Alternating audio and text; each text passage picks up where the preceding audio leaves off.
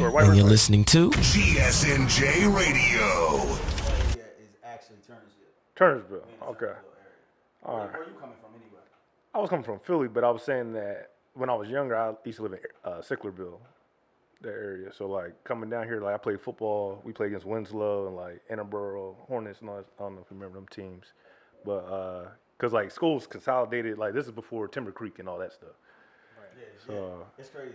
Well, we are live. Oh, okay. Oh, okay. Hey, what's up? Right. Get there, we live. Very We're there. organic. So, I'm Pastor P.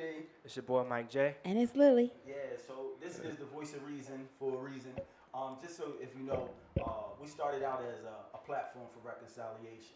Okay. And the slogan was like, instead of turning your back on it, let's talk on it. Yeah. So there's a lot going on. People was always turning their back on situations and they don't like to talk about it. Right. You know, they let their pride get in the way. Mm-hmm. And so that's why we kind of built this platform for the show. But then what happened was I felt like we was locking ourselves into a box where we wasn't really interviewing everybody. Okay. And so we changed that script up in this season. And that's why we're inviting people like you. We kind of did streets, politics, and spirituality. Gotcha. Like we're here for the whole Shenada, and that's how Yeah. we met you at the event. Yep. With everybody like that. So Yes, sir. Let Mike bring you in for a second. So we got the guy Jason Cole. He's the CEO and founder of Takika. You got it going again. Katika. That's not. It's just some words that are I like that hurt. Yeah. It's Katika. It's with a, is it with a K or a T? With a K. It's with With a a K. K. Yeah. It sounds really, it's dope. Though. So like I'll get into the strategize even behind that name, like, Right. but Yeah, so I'm gonna let you finish. Yeah. Yeah. Yeah, what is So when coming up with the name of any business, right? Well, more specifically for me, it was building an app, right? So one, it had to be less than 3 syllables. Right. It had to start with a hard consonant, so that's why we picked K, right? And it's a name that once you say it, it's kind of memorable, it gets stuck in your head. So like, even if you mispronounce it, which is okay, it's like it's a fun name to say. Just like when Twitter first came out, nobody was like, "What's a Twitter?" It's like, so it's like it in that same vein. It's like, or that same spirit. That's how we kind of came up with it. Well, in terms of the frame of what it had to be. Now, then we said, okay, we have to pick a word that represents and is meaningful for everybody of the diaspora. So instead of using a term maybe that is used with colorism, so like a "We Buy Black," not to downplay them or anything, but or Black Wall Street. This platform, Katika, is for everybody, right? So even though it only has Black-owned businesses on there, it's inclusive in that we want this to be, we want white people to buy products on there and to go to services. So we wanted to pick a name that wasn't off-putting, and so so that was the other reason. So Katika, again, it's I didn't say it actually means inclusive. It's a Swahili word that means inclusive. Okay. So that speaks to the whole mission of bringing everybody together and working together to empower us in the economy that we're creating. Nice. So, Katika is your baby. What inspired? Because we know what the mission is. Yes. So honestly, it's funny. It's like it's. I always say it's 2 things that inspired me for Katika. One was just out of pure frustration, right? So if you guys are familiar with the app GroupMe, in there, you have your different silos. So I have, friends from Philly GroupMe or young activist GroupMe or what have you, right? In every single one of those chats, once a week, somebody says, "Does anybody know where I can find a Black-owned fill in the blank?" And I'm like, "Oh my God, this is annoying. Like, why doesn't Google like?" So I did an experiment. I said, I went to Google and I said Black plumber. The first page was all white plumbers. Are you serious? We're saying Black plumber. Yeah, we're putting in those keywords because the top 3 are all paid advertisement, and the next ones only go off of. You said Yeah. paid advertisement, so they not. So regardless of whether you're searching or not, Ooh. you're not able to get what you're seeking, right? To find that business that you want to direct your dollar to, and that was an issue for me. So I said, okay, so who's been out there working on this? So, again, doing my research, I saw where there were different people that created directories, but they were websites. Yeah. And a lot of times when I did my research, these websites were created whenever there was an unfortunate injustice or killing in our community. So like when Trayvon Martin died, people were like, oh, circulate Black Dollar, and they make a website, it doesn't work. It's like the mission and the spirit, it's done in good intention, but if you don't have the skill set to actually create it properly, it'll never manifest and live up to what it's supposed to be. And so, at the end of the day, I was like, all right, there's literally nothing out there that is comparable to what I'm about to build, so I got to build this. Right. And I would say to end the statistic, people love to throw out the statistics, right? They go, oh, in the Jewish community, the dollar stays in the community for a month, and the white community stays in, the black community 6 hours. So I'm like, okay. That's what they say. The next statistic they'll say is, well, black people have $1.3 trillion of spending power. Well, what good is it knowing those two statistics if you don't have a tool that can help you direct your dollars to the businesses for your community? Right. I.e., Google is not going to help me. Yelp is not going to help me. So these are platforms that are, common that everybody uses, but they're not built for us. And that's not a fault of those companies. They're at the end of the day, they're for-profit corporations, right? They're only beholden to their stakeholders, their shareholders. So they're trying to do max profit, go to where the dollars are. And in the landscape of the economy, the majority of the dollars are in white community, right? It's common sense. Right. So I can't fault them for doing that, but it's on us, or people like myself, what we're now being called Afro technologists, essentially building technology to benefit people of the African diaspora, black people. Right. It's up to us to say, okay, we don't have any of these platforms. Let's start replicating and building these, and then, essentially facilitating that empowerment, that economic movement. So, Katika off the bat, when we launched, we said we didn't want to be in the App Store and people download it and do a search and there's nothing there. So we filled it with over 20,000 businesses off the bat, all 50 states. And we have 100 businesses in London, and next week I fly out to South Africa. We're going to launch out there another 5,000 businesses. So how are people putting these businesses in the App Store? So people are going right to our website, shopkatika.com, clicking the button, says add. It's a very simple form. They fill it out. We, we verify, make sure all the information is accurate, and then we add them. So they usually that's for pretty much any black business, any for-profit or nonprofit too, because there's a lot of work socially that has to happen, whether you're talking about, rehabilitating people from incarceration, you're talking about, local farming initiatives that are going on. There's a lot of that going on. So we want to touch on everything. Now, to touch on that, how, what's the, do you make the price range good for even, is there a price, first of all, to be on this app? No. So this is absolutely free. Completely free. So you don't really see that. That's why the first thing I said was, how much is it to get on here? Right. Because most people want to charge you something to get on your situation. Absolutely. And that's the first thing that the black man like myself is going to do. Well, how much is it? Because everything seems to be a scam. How much is it to get on here? And then they're going to be skeptical of the whole situation. So I wanted to know. Absolutely. So it is 100% free. 100%. 100% free. Excuse me. There's no excuse. To be on the app. The other piece of the app, so it's a directory and a marketplace. Right. So the directory piece is free. That's using the geolocation, just like Google Maps. You put in brunch, you're going to find all the black places that serve brunch free. Now the marketplace side, that's crazy. That is a paid side, right? That's the side that's like a Etsy or Amazon. So if you sell T-shirts, right, you don't have a website right now. All you have is maybe Instagram, Facebook that you're selling your product. You can sign up on our platform. Now you have a website. You have a way for people to buy your stuff through our app. As soon as somebody hits the checkout button, we never get those funds. They go direct deposit to your account. That's dope. So again, it's like what we created is not new. It's like this is a model of Etsy and Yelp. We just made it and put it use that interface and put a database of black-owned businesses. That's the difference. Nice. So all you small businesses out there listening, Yes. have no excuse. That's the focus. No excuse Yeah. that you have somewhere to build your platform, and you also have a way to, if you're starting out, because websites are a little expensive. They are expensive, for right. for a startup company. So now you have a platform to promote your business, and you also have a platform to sell just to But start off. Here's my question too.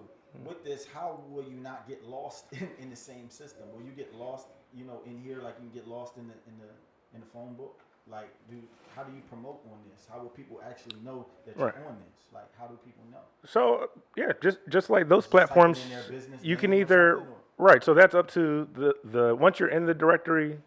Now we're back to your traditional marketing models. So now it's up to you to go out and do, in-person meet and greets to whatever consumer that you're trying to target.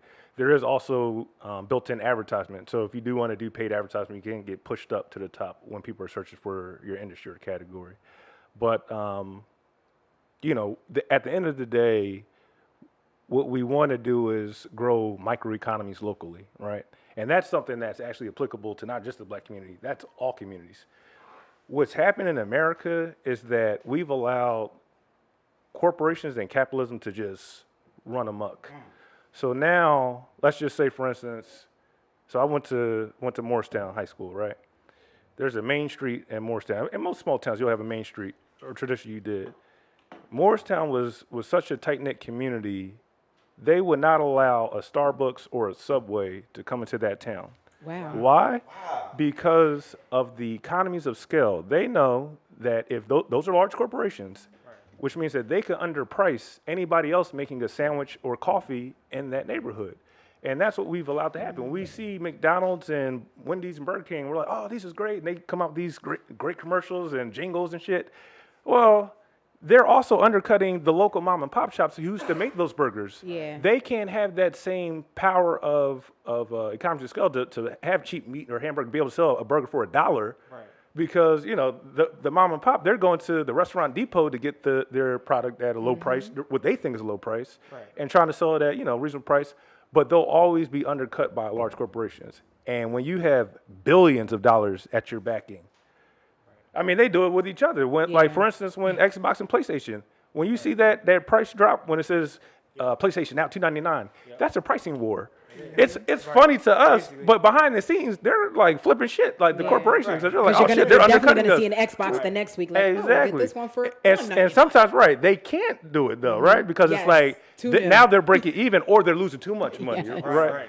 So, but to bring it back to the corporation, so I think just as a society, we have to go back to localizing different industries and businesses, right? Otherwise, the cycle is just going to continue. That's why when they talk about the 1% has all the wealth, that's why.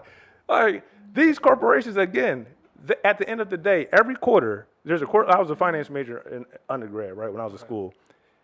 They do not care about the customer. They only care about the people who give them money to run that business, and that is stockholders. Right. They want return on their investment. Right. They want dividends. They don't care if people have to get fired for it. They don't care if they have to close a plant down for it. That return has to be there every month, period. So when I'm the worker and I'm like, well, damn, like, I've been with this company for 20 years. They just kicked me out the door, like. Right. Now that was allowed to happen because this company is everywhere, right? They're like, okay, we're in 3 countries. Right. We produce a certain amount of goods and products. One of the countries is doing bad, so where can we save some money to make up for that? So it's always in the interest of them saving themselves versus what is it going to do? And these are American companies that are doing this. Mm-hmm. They're firing Americans. Yes. They're like, we're making more money in the growing economy of China, so we're going to fire the American workers. So, yeah. Because look, I was working for Sony over in Pittman. Okay. They got rid of all of us and took it to China. There you go. And was getting less money. But we was caking over here. I mean, that was $19, $20 an hour job for me. But it was like, look, we can get it done over there for $2 a worker. Yep. So they just packed up and jetted and just left us all with no jobs, like, and told us they wasn't folding. Right. So nobody knew nothing until you came to work and there was something on the door. Like, we moved. And that's the game. That's how vicious it was. It's very vicious. No job. Just we out. We ripped the came to work, Band-Aid. Nobody was there. Like, what happened? Not Like, even the that's how cur- Sony closed on us. Yep. I had an uncle that worked in IT for like 40 years for Bell Atlantic. Fired him. Sent the job to India. Like, God. it was just like, I'm talking about like a week. It was like, here's a package. All right. Now he was like 60 when it happened. So it's like, he's not about to go learn all the credit stuff. He's a like, new skill set and start a resume right. over. But he's too young to retire because Yeah. people are living till 90. So now he's trying to live off of, this fixed income that he's made over that 30 years in his retirement. And it's like the cost of living is going up. Right. So like, it's rough. This Yeah. system as it exists cannot continue. Like, it just can't. Like, we, like, as a people, as everybody, like, have to be hands-on when we're talking about putting officials in a position. Like, if we keep putting the same people in the same positions, right?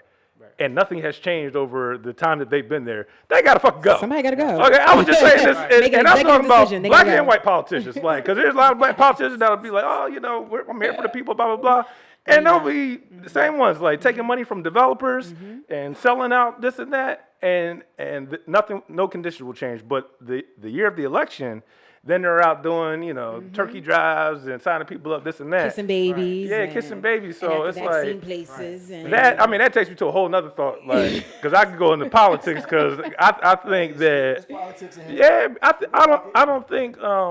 I think that elected officials, one, should have limited terms.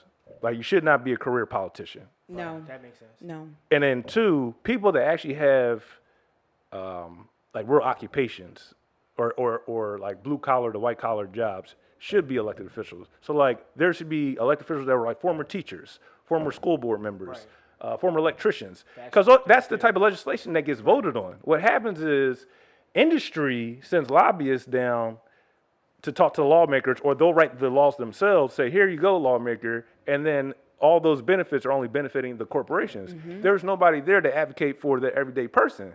Right. So it's like this happens locally and on the national level. So I think, I think that also has to change. definitely Otherwise, should we're be just going to continue along the same path. Some limits and some requirements, because we have somebody in our Department of Education who has no experience whatsoever Right. in education. Now, that was also part of the appeal of Trump, though.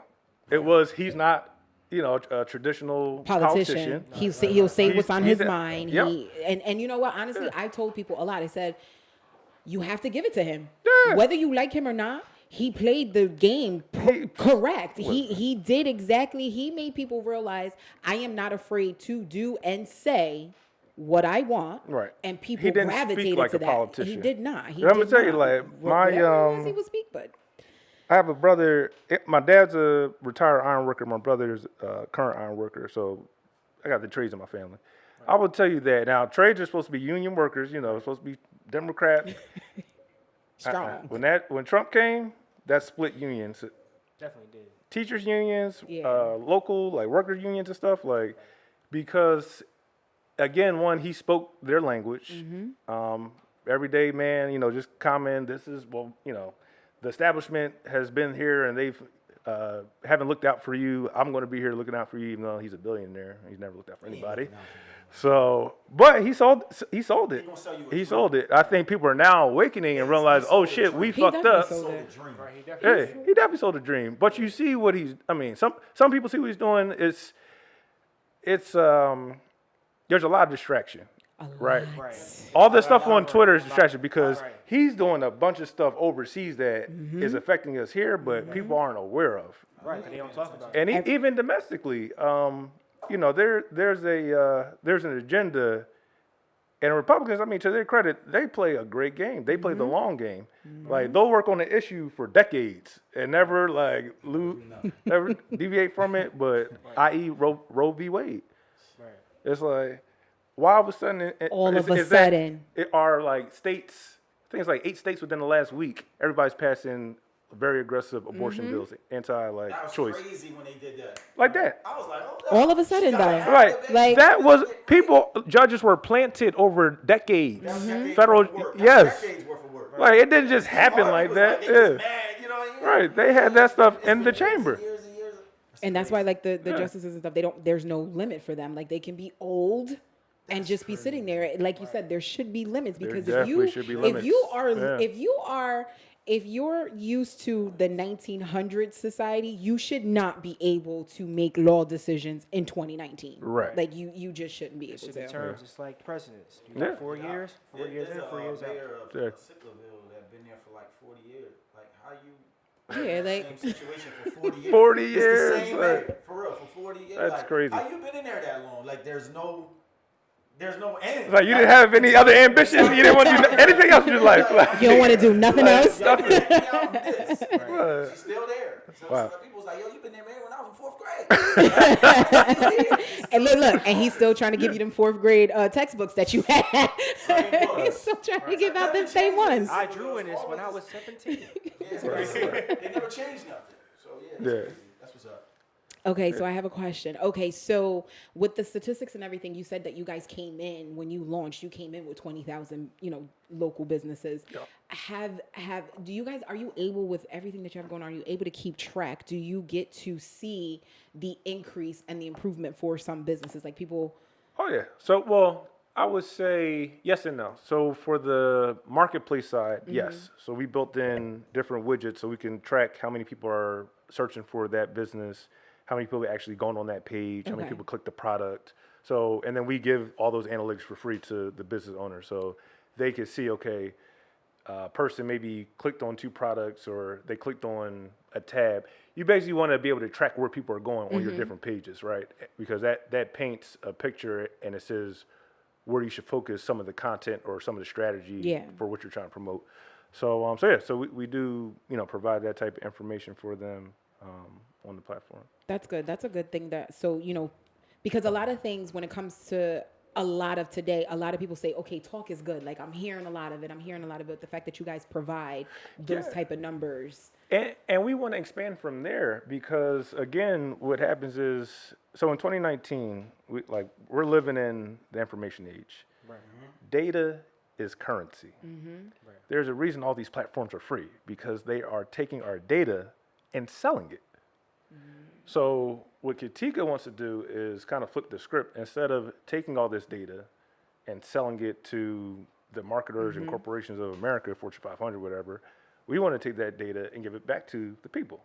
So now, if you have a hair salon, you know how many people within your zip code or in a 25-mile radius typed in hair salon, or hair braiding or something. Yes.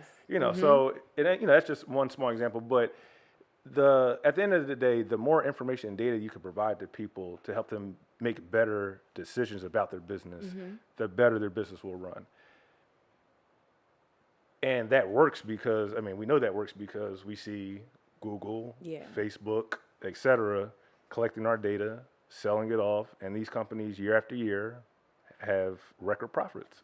Like everybody thought, oh, Facebook's about to take a hit. They were, they got caught up with Russia and privacy issues. That they just hit a new, quarterly earning. Yes. Okay, Right. that shit's going this way. Mark knew what he was doing. And what's funny is so I came in.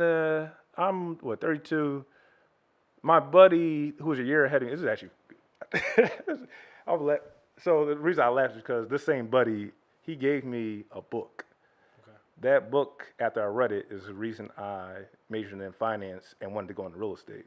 Okay. The name of that book was The Art of the Deal. The audit deal. That's Of the Donald Deal. Trump's book. Okay. Wow. Yeah. Wow. It's literally why, So Wow. that's what Some books, though. he got. Don't get it twisted. Nah, he didn't. Right. book from Trump is ridiculous. He got some stuff, but it's people that write for him, and all that. That's a whole nother. Ghostwriting. But ghostwriter. But that's when I thought of that my buddy. That's why I laughed about that. But anyway, so he's a year ahead of me. He goes off to college to Cornell. Okay. All right. So this is 2004. I graduated 2005. Okay. He comes back that break. It's like, yo, there's this new website called Facebook. You should check this joint out. So I'm like, all right. This is crazy. Like thinking about this. It's like we were there for the birth of this huge multi-billion-dollar company. But at the time, Facebook was only for college students. Right. It was exclusive. Right. Right. And because he went to Cornell, it's the only reason I saw it because he expanded first at Ivy Leagues. it wasn't until I think a year later. No, I don't think it opened up to other colleges because I went to Howard, HBCU at least, Right. until like a year later in '05. But I'm trying to think where I was going with that. So I don't know, like Facebook, it's I think it like we've seen where it can be taken down, right? Right. So, or not necessarily taken down, but there's other people that can replicate a social network. So like LinkedIn, like everybody thought Facebook was it. It's like this is the end this all is be it, all. the end all be all. Then LinkedIn comes and they create a business community and they have a social network. I think eventually that you can have niche social networks based off of like specific categories, right? So you can have. I'm wondering why the NFL doesn't have a social network just for the NFL, where you can bring in the fantasy, you can have a dedicated number as a fan. So now you're tracked with, if you go to a game, if you buy jerseys, and like they could create a rewards point system. There's a whole thing you could do, just a social network just for sports. Sound like you just spoke something into existence. For Listen, I yourself. come up with business ideas Look. like that. Yeah. But now, Write that okay, this is why I brought up Facebook. I'm sorry. So our demographic. So we were the first adopters of it, but we're also some of the first people to leave the platform or to use it less. Right. Part of that is just like fatigue of the attention economy, all the push notifications, the chimes. Like it's gotten away from that friendly, like this is my friend's page and I'm gonna leave a comment. It lost the funness of it, Right. if you will. But the growing demographics are international and baby boomers. Gotcha. Baby boomers, they want to connect with their friends from high school and people they grew up with. But the baby boomers also had the most money in the economy. They're the last generation that had pension funds. Right. So now Facebook's getting all this data from all the baby boomers that are not just clicking on shit because they don't know how computers really work, right? Right. And then they're getting fed information to sell them products and stuff. So it's just a continuation of the cycle. So, like I said, I think Facebook will eventually. They be hitting you, man, because that's crazy. Because Oh, I yeah. go on something and look on something on eBay, but then go back to my Facebook And you'll you'll see see the it ad on right the side, there. right? I just looked at that. It's all about the data, man. Or you could be having a conversation. Yeah. Was they following everything I'm doing? Because I go right back on Facebook and be like, it's right there. Yeah. Or you can have Look, a conversation with someone, don't even be on social media. It's wild. And then the next time you go on social media, you're like, hold up. So NPR just did a story on this. Because I saw it too. And they did the experiment. They said, okay, they're going to do phrases in different industry that sorry. Okay, my bad. So there's what am I talking about? NPR. Yep. Listening to us with the, and then. Right. So they came up with two phrases that they had never said before, like very unique. One lady said, "I'm pregnant." A week later, she started seeing advertising for diapers Oh, man. and baby formula. Oh, man. So, but the other guy, he said something like, "My car's broken down." He didn't get advertisements for any automobiles or anything, but he said he saw something that could have been misconstrued to be related to automobiles. So, in other words, Big Brother's listening. Yeah, always. Like But we they already don't know. But they don't listen to the good stuff, though. Nah, and there's a whole. It came out in the Wall Street Journal. There's a whole department in Amazon that just listens to Alexa Just recordings. listen to your smart TV, John. Wow. Just listen to you. That's why I didn't get Right. Alexa. I wanted Alexa, and I was Now- like, now, I don't want to talk to her. That's in the news. Everybody knows about it.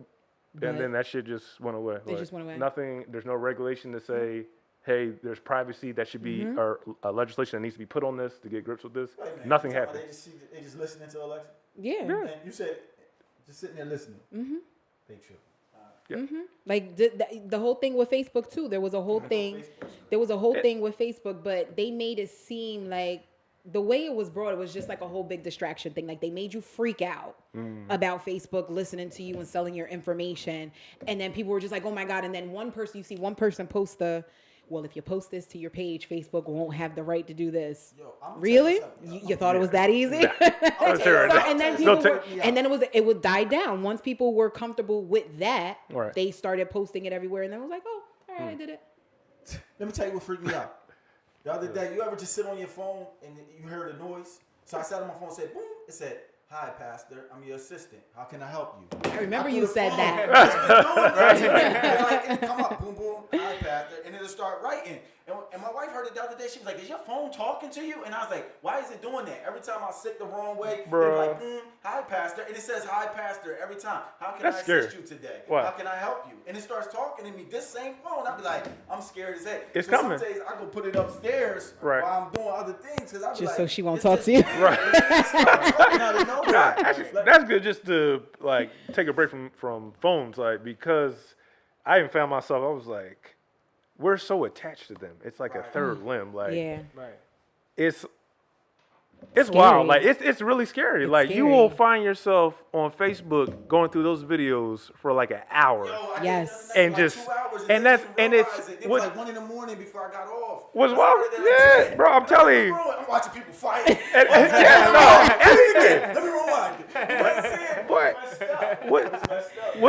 What's frustrating for me is that I know this is done by design, and like You still get I've caught. literally seen like some of the algorithms like that they wrote for this, and I'm still And you caught still in get this, caught. like, yes, like even Netflix, like the time, like when you finish watching a Netflix show, Watch this. and the next one, the timer and all that shit, the chime of Netflix, like all that shit is engineered, like.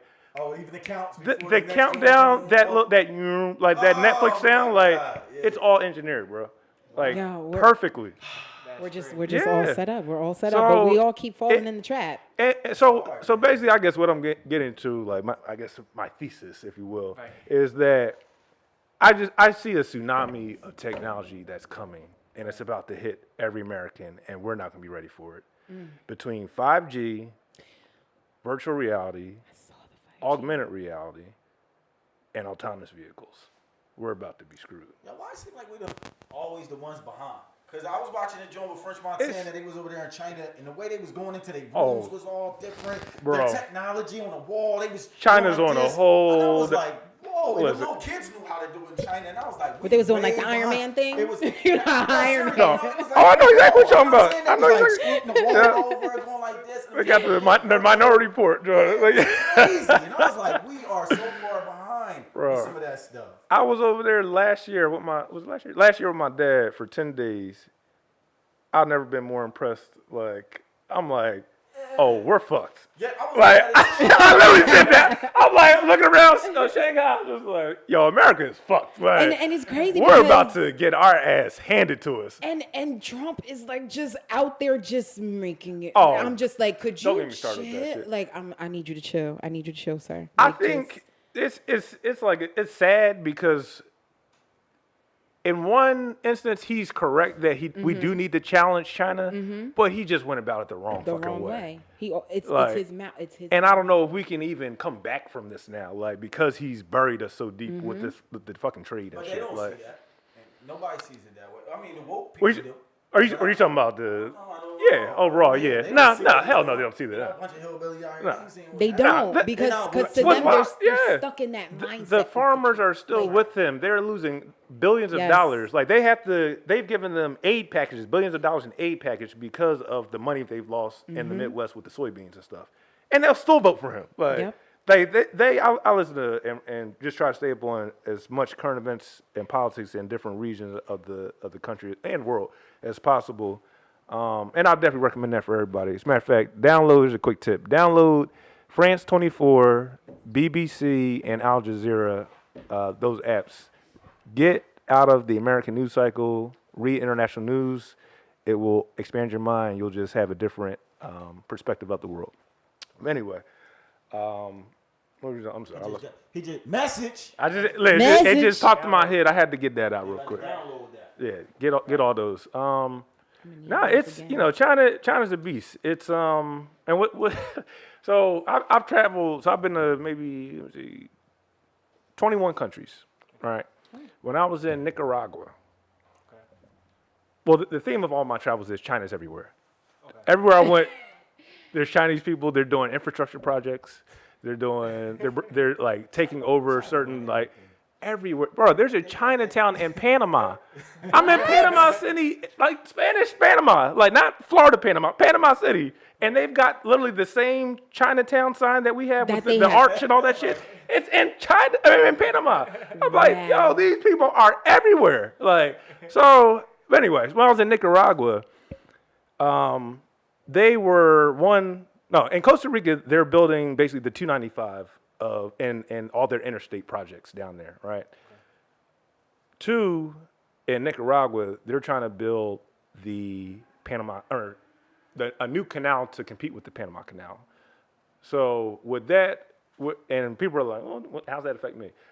90% of the products and everything that you see is shipped cargo ships, right?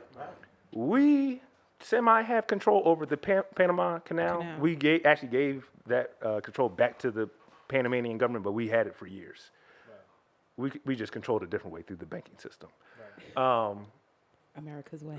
So now China's like, well, fuck America. We need to have our own canal system. We're going to now rule the global trading system, and they have what's called the Silk Road Initiative, where they're going across all the world's countries, putting in different infrastructure projects, and it all benefits China. You saddle countries with debt, they can't pay the debt. So then you take over their different industries. They just did it in Sri Lanka. Sri Lanka couldn't default on one of their loans. They took the fucking port in Sri Lanka. Wow. Like you're not gonna read about that on Channel 10, No, you're not. CNN. Yeah, We'll take the whole point. the whole port. But here's the thing. So while they're doing that to small countries like Sri Lanka, they're also trying to do it in Europe. Right. Europe's our ally. So like that could have a residual effect eventually on us, right? Europe is, or China, one, is our biggest trading partner. So it's like it's like as much, I don't want to say evil, but as much things that they do that aren't in our interests, it's like we still have to be in bed with them at the end of the day. But so that's why I say, okay, Trump was right in the fact that the way that the system is currently set up, it shouldn't be like that with China. Like, but he just went about it the wrong way. The way that he should have gone about it is to have allies when you're talking about trade. So him basically dissing our NATO allies, like you saw, he's like one of the conferences. He literally pushes one of the dudes, prime ministers, out the way just to get to the front. It's like what? Like, Where did it? I'm like, he just. I don't want to even get started on him because I'll fall to a black hole and just talking about Trump. But He'll make your head hurt. yeah, no, we have to wake up and also look to see what's done. So let me bring it full circle. So in Africa right now, there are countries basically like Zimbabwe, Uganda that have to purchase repurposed clothes that come from America. So in America, when you see those yellow bins that says donate clothes, that's a for-profit company. They take those clothes and sell them back to Africa, those countries, yes. And if those countries don't pay for those clothes, the U.S. slaps embargoes on them and different tariffs. And last year, it was in Bloomberg, Zimbabwe and like two other countries finally said, fuck you, U.S., we're not taking this shit anymore. We'll just take the embargo. And they stopped buying the clothes. Now what's happening is they're starting to open up their own manufacturing plants. They're starting to produce their own products and textiles.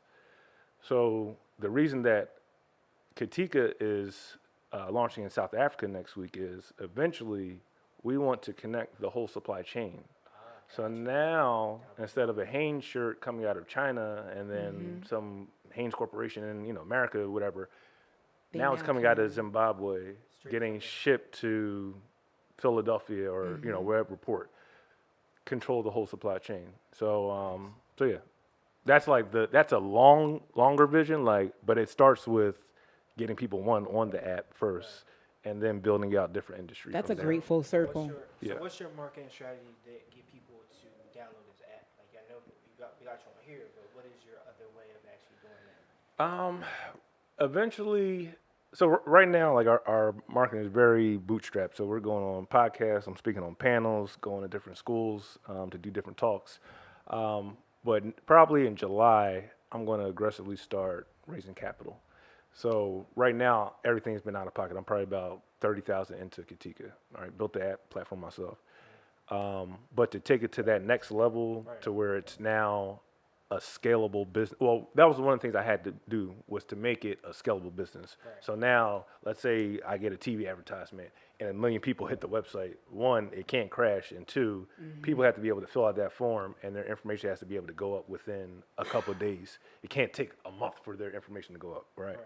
So, so one, I wanted to make sure that that was, in place, the infrastructure platform. So now that that's done, well, actually, I'm sorry, we launched the website in June. Once that's all done, that's when we're going to start raising capital from, I'm going to stay away from VCs. That stands for venture capitalists. That's not always smart money to take. So we're going to do friends and family first and then shoot for angels. And then I have different, alphas and, different networks. I went to Howard. Like, there's different networks I'm going to tap into to start getting the capital to advertise and market it. So the other good thing about going to Howard is a lot of my peers work in different media outlets. Right. So I have friends that are on the radio station all around the country, people on TV all around the country. So it's really on me to kind of finalize the final product and then say, hey guys, I'm ready. Let's go. Sounds like we need to have you on the show too for some financial panel. I wear a lot of hats. So my Instagram is Bison Guru. Oh, that's your personal? That's my personal Okay. Instagram. And the reason I put that is because, well, one, I've never been diagnosed with it, but I know I have ADD or ADHD, right? So when I was a kid, I would always just try to learn stuff, like pick it up, learn it, and as soon as I did, put it Move on down to the and next move one. on to Yep. the next thing. So because of that, I've been able to have different experiences and learn different skill sets in multiple industries. So I was talking about earlier, I used to, I started playing the piano when I was 5 years old. Would have went to school for music, like was doing competitive competitions, like classically trained, went to Settlement Music School, blah, blah, blah. Had a little studio in my basement, was selling studio time. But it was like, that was that, Once you were done, that was Once I was done, I was done. I learned, I'm a self-taught programmer in coding, right? So I learned that when I was 15 years old. Started my first business when I turned 16. Mom had to sign off on the bank Your account, EIN. Commerce Bank.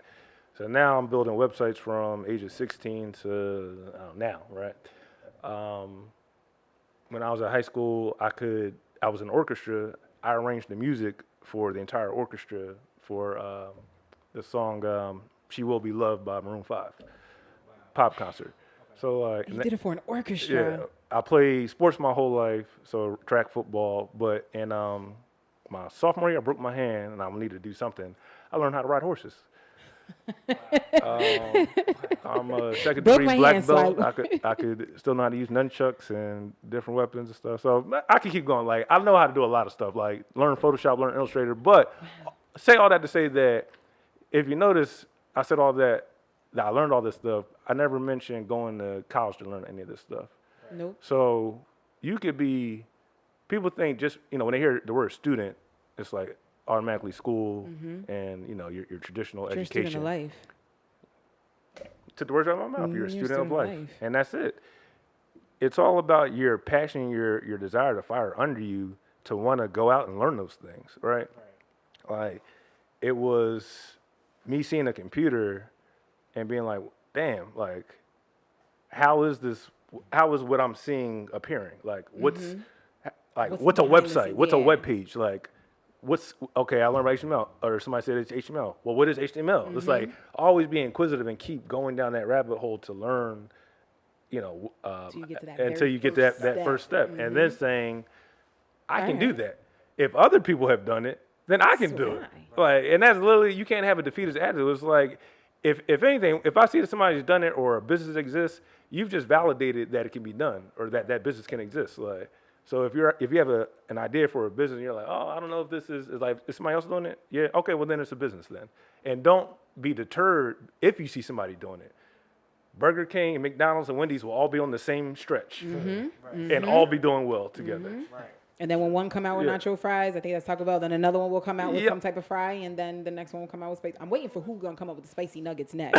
So far, it's coming only next. Burger King. Somebody gonna come out Wait, no, Wendy's had it at one point. Wendy's, I think Wendy's did have spicy nuggets. Theirs is definitely better than oh, sorry. That's a Wait. really great. So I listen to a lot of podcasts. So my commute to work is like an hour. I work out. So I didn't even go into what I do for full time. I'm actually an IT manager for a 4th generation owned mushroom company. Like mushroom, like the food mushroom. Yes, the food mushroom. So in Southeast PA, a Like third China of the does country's mushrooms come out of an area called Kennett Square. I work for a company called Tojo Mushrooms. We're the exclusive dealer to Five Guys. So if you've ever had a mushroom at a burger from Five Guys, it came from us. Interesting thing about Five Guys, I just learned to listen to a podcast. Right. They only source from one company each of their ingredients. Wow. So if you got that contract when they first started, you still got that it. for life. Yep. Wow. Yeah. And you know what? That's what I like about Five Guys. I don't eat red meat anymore, but their business model. Oh my! Like, listen to that. There's a thing called How I Built This, or I gotta look it up. But they have just over 100 like different existing businesses that we know today. These brands, but you hear how these companies started, and you're like, oh my God, like. It's unbelievable. Like some of the stuff, like a lot of these companies came close to failing. Like some of them did fail and had to come back. You would never know. Mm-hmm. You just see them as these huge conglomerates or these name brands. You're like, but they were just like us at one point, bootstrapping, trying to figure it out. Right. A lot of them changed their business model. Like Airbnb didn't start out running, having that business model for people to rent their homes. Like it was something completely different in healthcare, like like I think it was like adult daycare or something like that. But they, changed their model like 4 times and eventually got it right. Same thing with Lyft, same thing with Uber. They didn't start out as ride-sharing companies. Like they started out something else. So you always have to be able to be willing to adapt and change to like, suit the environment, so you could be successful. So I would like to talk about one particular thing. So one of the ways that you guys promote and get out there with other businesses is the Black Bar Crawl. Yes. So that event was yesterday. Yep. So for those who don't know, explain what the purpose of that and how that works. Yeah. So it's funny. The initial reason of the Black Bar Crawl actually occurred from St. Patrick's Day. All right. So every year, people like to drink. St. Patrick's Day, we're gonna go to the bars. But what we realized was we're going downtown and we're spending all this money and it's not benefiting our community. Right. So if anything, it's like, okay, on this day, let's pick 3 or 4 different bars or restaurants and make sure we're directing those dollars to them. Not only that, the other businesses for that day. So we had a videographer, somebody for a photo booth, we had a photographer, and 2 DJs. All those companies, and those are companies, even though they're individual services, are on the Katika app. Okay. And, were used for that day. So we showed how with a mission of intentional group economics, that we could help grow and sustain our businesses. So yesterday we had a follow-up Katika Black Bar Crawl. The first one was in West Philly. This one was actually downtown. Now what was interesting was people literally went, oh my God, I didn't know there were any black-owned businesses downtown, restaurants downtown. And that's crazy. I didn't know the Reef was. I definitely didn't know. And then when I saw the other 2, I was like, really? Yep. Maison is like right. Yeah, Reef been black for years. Yeah. But nobody really knows because nobody go. Yeah. So, but like Maison 208 and even Hot Lounge, those are two newer ones, and they're right off of Broad Street. That's right off Broad. Yes, right off Broad. Yeah. So we were down there. It's 130 people. We do pre-sale tickets. You get your Katika Black Bar Crawl shirt. You get beads. You get a wristband. There's a discounted drink list, discounted food list. And it's just a great day of like celebrating like just Black excellence and just being happy and merry. Like, so we travel from location to location. We have our Pan-African flags, Katika flags. By foot, I might add. I'm so happy when I tell you, when we walked out the Reef, I saw 2 ladies, right? When I say they were strapping up their sneakers, and I looked at them, and I was like, wait a minute, they look a little... So I was like, are we walking? They were like, yeah, so you might want to get rid of them shoes. When I tell you I ran to my car so fast, was so happy that I have a whole wardrobe always in my car. Yeah. I was like, oh yeah, no, sneakers got to go on. Sneakers, and when we kept walking, I was like, yeah, this felt like back home because I'm from North Jersey. Okay. Walking in New York, I was like, Oh, okay, yeah, you so definitely walked y'all in got New New York. York blocks. Yeah. Oh, okay. No, it was definitely a great day. Everybody had an awesome time. Like the feedback was tremendous. People already like people that saw it on social media were like, bring it to my city. Like, you know, when's the next one in Philly? So we know we have something here. I We was want to definitely say like that was a great way to, like you said, incorporate Black-owned businesses or just businesses that people don't know about. So And that's what it's about. It's about definitely the exposure, that was great. spotlighting them. I appreciate that. That was, I never been to anything, I never heard, you know. So when I saw it, I was like, that's commendable. You guys are definitely doing what most say they would do, but don't.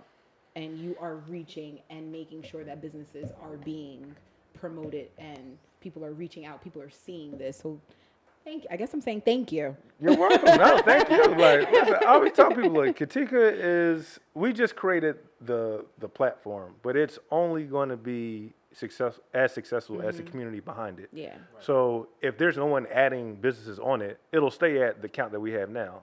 Right. If there's no one leaving reviews on it, our businesses, we won't know if it's a good or bad business. Right. And so, you know, this is also an uphill battle. I know this, like, because we are programmed at the end of the day to, you know, to have certain behaviors. So if, you know, and including myself, you know. First thing in that, you would think, y'all need security. Because, you know what I mean, y'all run Right. back and forth to the bars and stuff like that. You Yep. think Black people going to get into fights automatically. Oh, yeah. Like that. And what's great was And it probably there's was no fights, issues. but that's how they. That's Right, what that's the y'all mentality. programs. Yep. You know what I mean? Nah, y'all can't bring that here because y'all gonna start fighting. Y'all know how y'all niggas.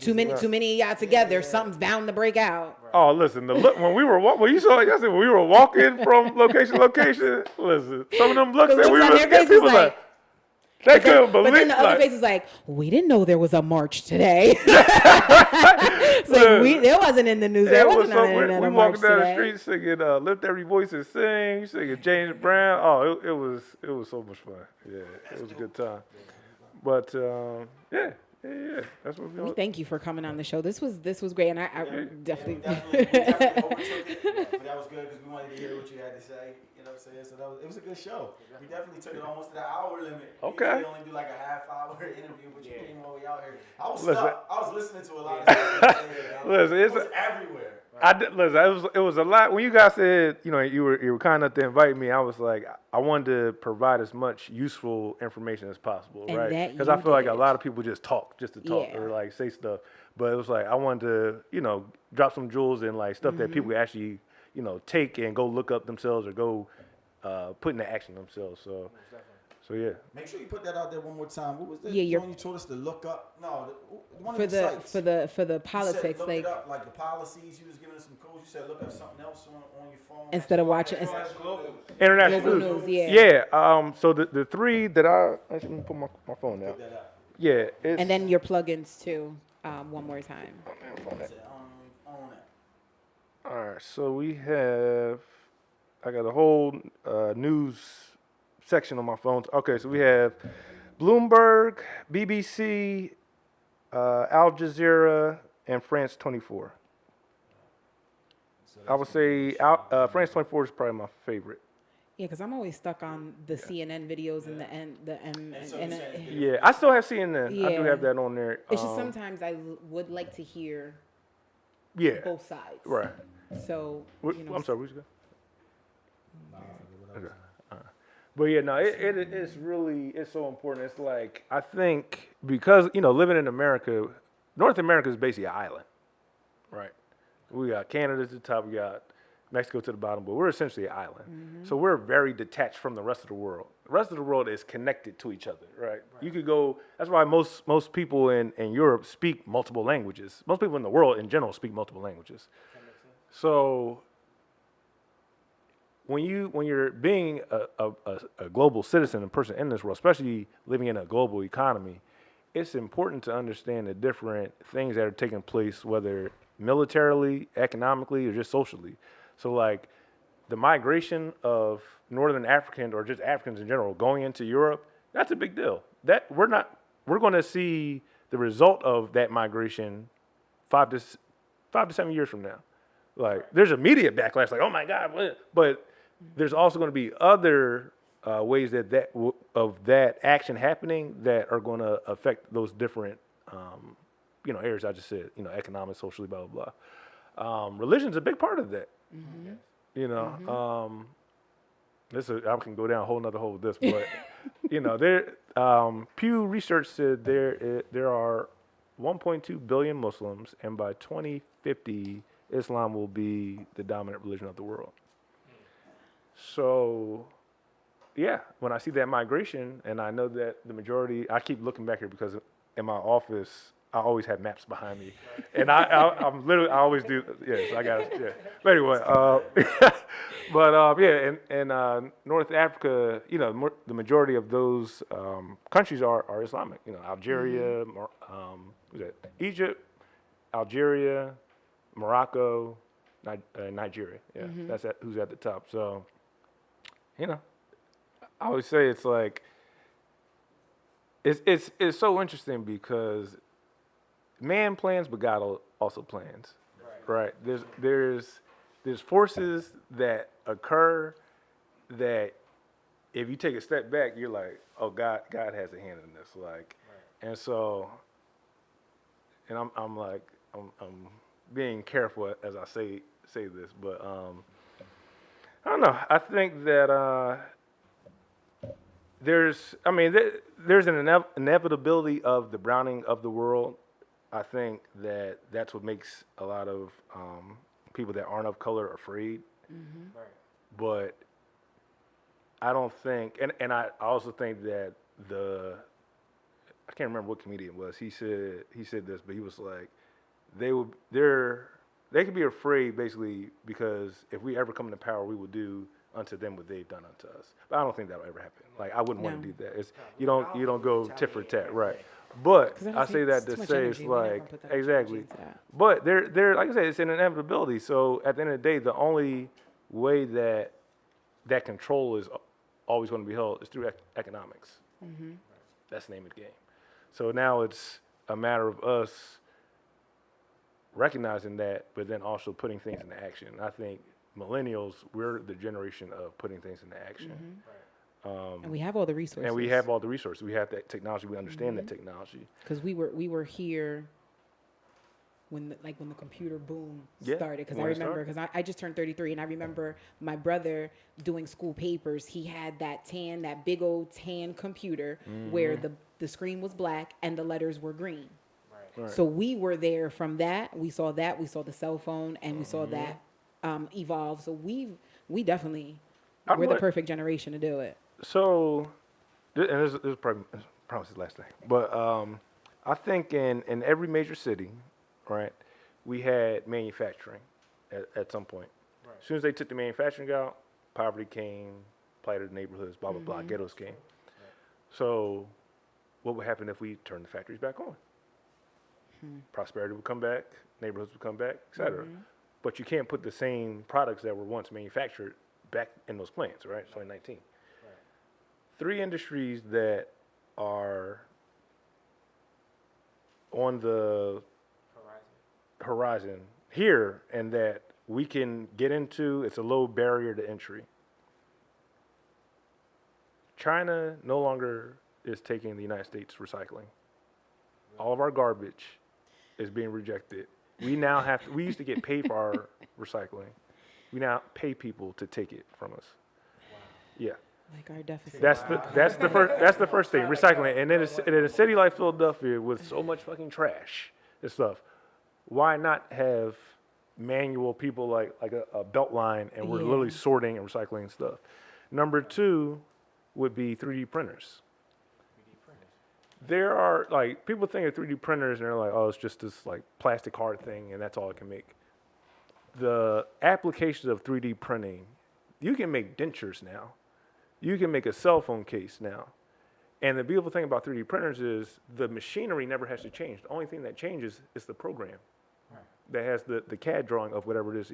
So that could be a manual process. You have multiple, like, floors of 3D printers, and now we're producing our own things. Think of having like an IKEA, right? How IKEA has all these like little knickknacks and stuff. Except now we can 3D print furniture, and there's different grades of the material too, right? So you can have hard stuff, you can have more malleable stuff, et cetera. So basically, that's another one too. The third one, and my favorite, and I actually have a business in this. I'm gonna plug this real quick. CBD. So last year, the United States passed the Farm Bill, which made hemp legal. Right. CBD is an extract of hemp. The state of Pennsylvania has said, now there's no national governance over this because they haven't regulated it yet. Basically, Pennsylvania said you can make edible CBD food and sell it. So I created, or my company, or my team and I, we created a ice cream CBD and a gelato CBD and water ice. So basically, your frozen desserts, all infused with CBD. Was that the gelato yesterday? Yes. We have Gummy bear, that joint good. yeah. Now it's great, but That got me mellow. You don't see me mellow on the show? Y'all know I'm usually hyper. That thing got me just chilling. Got you so mellow, you drinking tea. I know. but we shouldn't just leave it at CBD. I think to bring it back to the manufacturing plants, hemp has over 1,000 applications. You can make clothes out of hemp. You can make furniture. You can make paper. You can make, hemp has a lot of medicinal purposes, like microbacterial, like so many different things. We could be the city of the largest hemp processing city. It's very we could, and who's to say we can't? Now we're literally manufacturing our own clothes at home. Right. So that's my three things that I think can go into those manufacturing plants and bring back literally every major city. That's what's up. But you, We done passed 8 o'clock. This was a good I show. know. Yeah, that's right. Good show. Very good show. I feel like we could keep you on for another half hour. Right. You know Yeah, what I'm bro. saying? Just listening to what you're doing. I love giving so knowledge. much man. knowledge. Yeah. Everybody can follow me. I'm on Instagram. I'm at Bison Guru. Also Twitter at Bison Guru. Although I really don't use Twitter that much. No, Hey. Twitter's it's like Yeah, no, it's I'll like just Instagram on crack or something. Yeah, It's I'll too do the much. Instagram and do check the Twitter. It's link Yeah, link the yeah, accounts, yeah, right? yeah, It just. I don't even go on there, but it's Right. So definitely check me out on there. And then of course, Katika, all of our social media is at Shop Katika. Katika is spelled Katika.